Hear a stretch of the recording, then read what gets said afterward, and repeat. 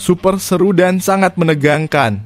Hasil timnas Indonesia versus Arab Saudi laga perdana kualifikasi Piala Dunia 2026 hari ini.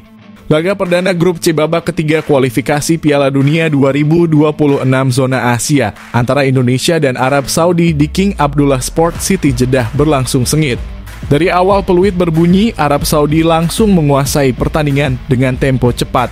Tekanan dari anak asuh Roberto Mancini membuat timnas Indonesia kesulitan untuk keluar dari area pertahanannya. Penguasaan bola Arab Saudi yang mencapai 60% selama babak pertama menunjukkan betapa dominannya mereka dalam membangun serangan.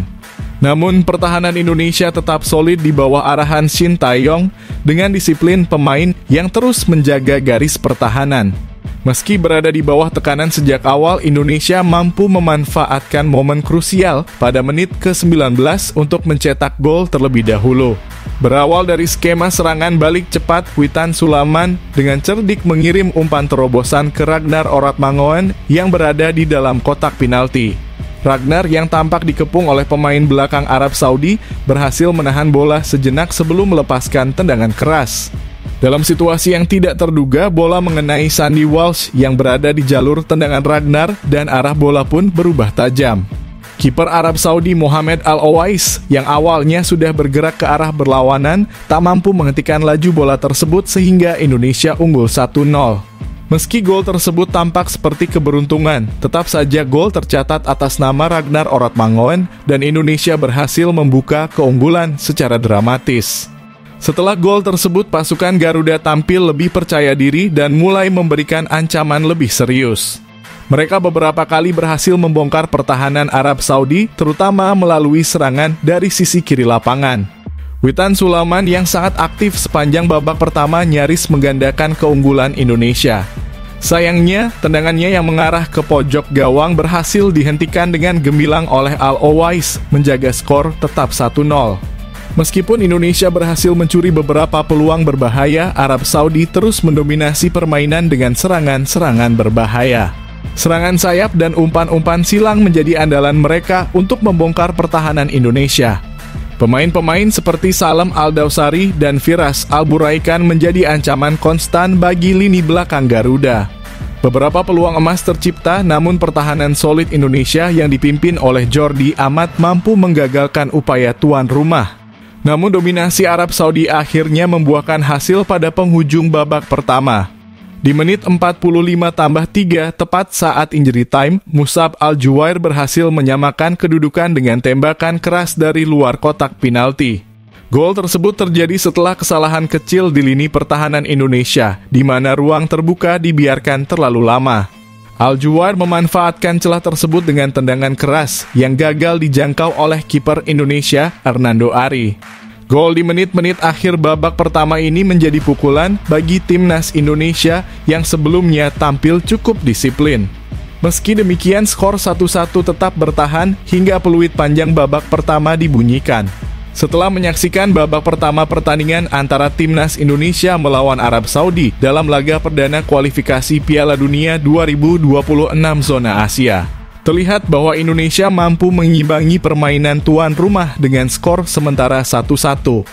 Meskipun Arab Saudi mendominasi penguasaan bola, timnas Indonesia yang tampil disiplin dengan susunan pemain Maarten Paes, Rizky Ridho, J. Idzas Kapten, Sandy Walsh, Witan Sulaiman, Ivar Jenner, Tom Haye, Nathan Chu Aon, Calvin Verdong, Rafael Struijk, dan Ragnar Oratmangoen berhasil menciptakan sejumlah momen penting.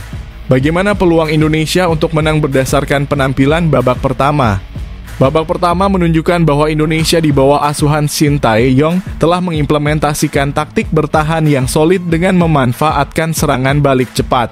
Meskipun Arab Saudi unggul dalam penguasaan bola 60, formasi 3 back yang diisi oleh Rizky Ridho, J. Idzas, dan Sandy Walsh mampu menahan serangan dari sayap Arab Saudi, khususnya Salem Al-Dawsari.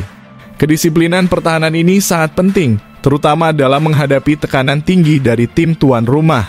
J. Idzas sebagai kapten bermain impresif memimpin lini belakang dengan tenang, sementara Sandy Walsh terus melakukan tackle bersih dan intersepsi penting.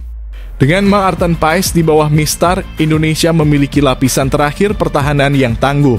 Paes menunjukkan refleks yang baik dalam momen-momen krusial. Peluang Indonesia terlihat dari bagaimana mereka memanfaatkan serangan balik cepat. Witan Sulaiman dan Rafael Struijk berperan besar dalam mendorong serangan ke depan dengan kecepatan mereka. Serangan balik Indonesia terbukti efektif saat gol pertama tercipta pada menit ke-19 melalui Ragnar Oratmangoen berkat umpan cerdik Witan. Serangan dari sisi kiri di mana Calvin Verdonk dan Nathan Chu Aon mendukung pergerakan berhasil menciptakan celah di pertahanan Arab Saudi. Peluang ini menunjukkan bahwa Indonesia punya kesempatan nyata untuk mencuri gol dari kesalahan atau celah di pertahanan lawan. Kecepatan Witan dan kreativitas Tom Haye di lini tengah bisa menjadi kunci untuk menciptakan peluang tambahan di babak kedua. Meskipun pertahanan Indonesia tampil cukup solid, Arab Saudi tetap mampu menciptakan tekanan yang intens. Gol balasan mereka melalui Musab Al-Juwair di injury time babak pertama adalah hasil dari tekanan konstan. Arab Saudi berhasil mengeksploitasi ruang kosong di lini tengah Indonesia, terutama saat Tom Haye dan Ivar Jenner kesulitan menjaga keseimbangan antara bertahan dan menyerang. Arab Saudi juga menunjukkan ancaman serius dari situasi bola mati dan tendangan jarak jauh, sehingga Indonesia perlu lebih waspada dalam menghadapi situasi serangan balik cepat lawan serta menjaga kedisiplinan pertahanan. Untuk mempertahankan peluang menang, Indonesia harus tetap fokus pada taktik bertahan disiplin dan serangan balik cepat. Beberapa faktor yang dapat menentukan babak kedua adalah pertahanan solid Rizky Ridho, Jay Itzes, dan Sandy Walsh harus terus bermain disiplin untuk menghentikan serangan berbahaya dari sayap Arab Saudi. Dukungan Maarten Paes di bawah Mistar akan sangat penting dalam menjaga gawang dari kebobolan lebih lanjut. Kreativitas lini tengah Ivar Jenner dan Tom Haye perlu lebih berani dalam mengatur serangan. Jika mereka mampu memberikan umpan-umpan kreatif ke depan, Ragnar Oratmangoen dan Rafael Struijk dapat memanfaatkan peluang tersebut. Serangan balik cepat, Witan Sulaiman harus tetap aktif di sisi sayap untuk menekan pertahanan Arab Saudi. Serangan balik yang cepat dan terukur bisa menjadi kunci keberhasilan Indonesia, terutama dengan kecepatan yang dimiliki pemain-pemain sayap.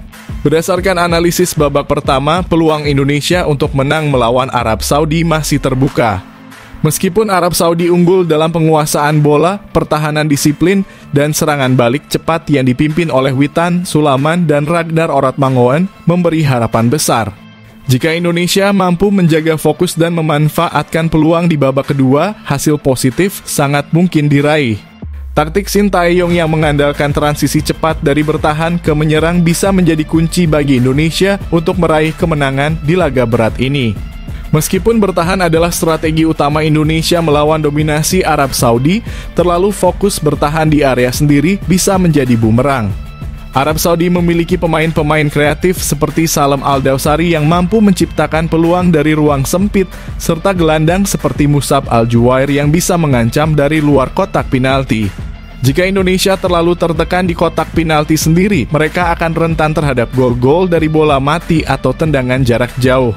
Solusi Indonesia harus mencoba keluar dari tekanan dengan mengendalikan bola lebih sering dan memperluas permainan mereka ke area tengah. Memanfaatkan kecepatan pemain seperti Witan Sulaiman dan Rafael Struijk untuk meredakan tekanan di lini pertahanan. Kehilangan konsentrasi di menit-menit akhir babak pertama sudah menjadi pelajaran bagi Indonesia ketika Musab Al-Juwair mencetak gol penyeimbang untuk Arab Saudi. Di babak kedua, kehilangan fokus di momen-momen krusial, terutama pada akhir pertandingan, bisa sangat merugikan. Arab Saudi dikenal memiliki mentalitas kuat dan sering mencetak gol di akhir pertandingan saat lawan sudah kelelahan atau kehilangan konsentrasi. Solusi pemain Indonesia terutama di lini belakang seperti Rizky Ridho, Jay Itzes, dan Sandy Walsh harus tetap waspada hingga peluit akhir. Fokus dan komunikasi yang baik sangat penting untuk menghindari kebobolan di saat-saat kritis. Serangan balik memang menjadi salah satu strategi utama Indonesia di babak pertama, namun terlalu mengandalkan bola panjang dan serangan balik tanpa perencanaan matang bisa menjadi kontraproduktif. Arab Saudi telah mulai membaca pola serangan balik Indonesia dan mungkin akan lebih siap di babak kedua. Jika Indonesia terus memaksa mengirimkan bola panjang tanpa ada struktur yang jelas, serangan mereka akan mudah dipatahkan oleh lini belakang Arab Saudi. Solusi skuad Indonesia harus lebih sabar dalam menguasai bola dan mencoba membangun serangan secara bertahap.